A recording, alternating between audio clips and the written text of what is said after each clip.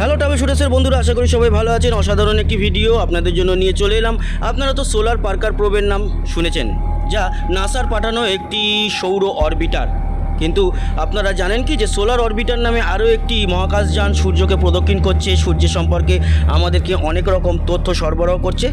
জানি রাখি, Parker solar প্রোবের পর 2020 সালে কিন্তু পাঠানো হয়েছিল নাসা এবং এসার উদ্যোগে, মানে ইউরোপিয়ান স্পেস এজেন্সির উদ্যোগে পাঠানো হয়েছিল এই অরবিটারটি, এবং এই অরবিটারও তার কামাল দেখাচ্ছে। আর সদ্য দুদিন আগেই সূর্যের অসাধারণ করোনার ছবি তুলে পাঠিয়েছে। আপনারা জানেন সূর্যে কিন্তু সবসময় পরমাণু চুল্লি থেকে বেরোচ্ছে আগুন।